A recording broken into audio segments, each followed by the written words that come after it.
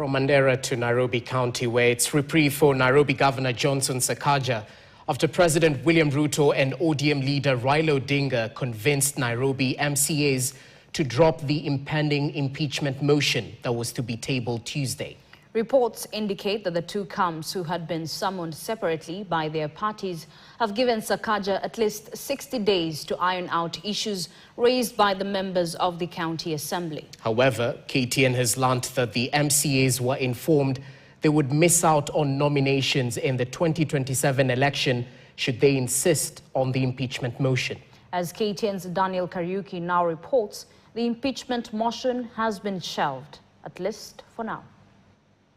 Nairobi Governor Johnson Sakaja has remained a man under siege as members of the County Assembly of Nairobi intensified plans to impeach him Tuesday.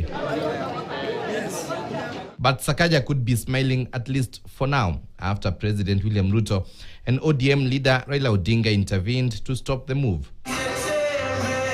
In an apparent attempt to stop the imminent impeachment of Sakaja, MCAs from both coalitions were invited to separate meetings.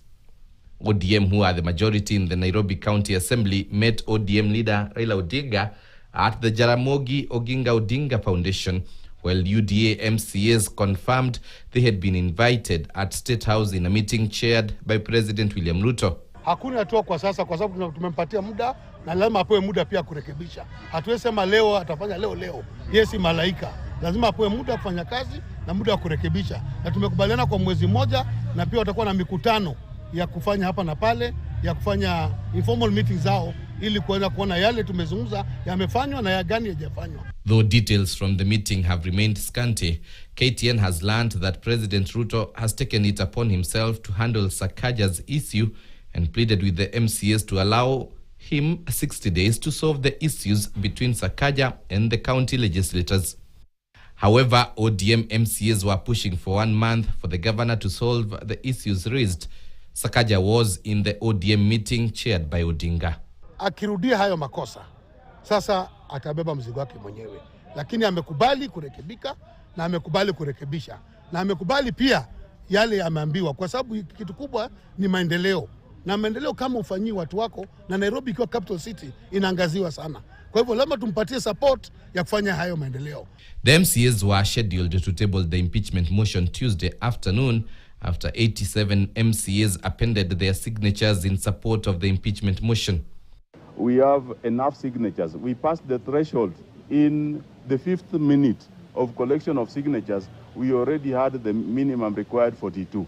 We want to ensure that we are not going to take the motion with 42. We are going to take the motion with 100 signatures. We've had an executive that is unresponsive. When you do letters, no response is coming from the executive side.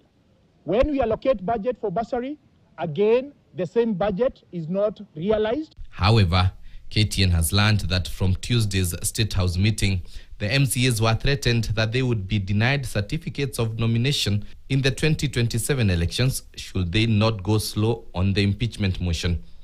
A section of MCAs who spoke to KTN says they have scheduled another meeting with the president Wednesday alongside the embattled governor in efforts to resolve the issues. Will President Ruto and Odinga rescue Sakaja from the impeachment plot? Daniel Kariuki, KTN. Away from Nairobi County, former Bungoma Governor Wycliffe Wangamati and Bomet Governor Hilary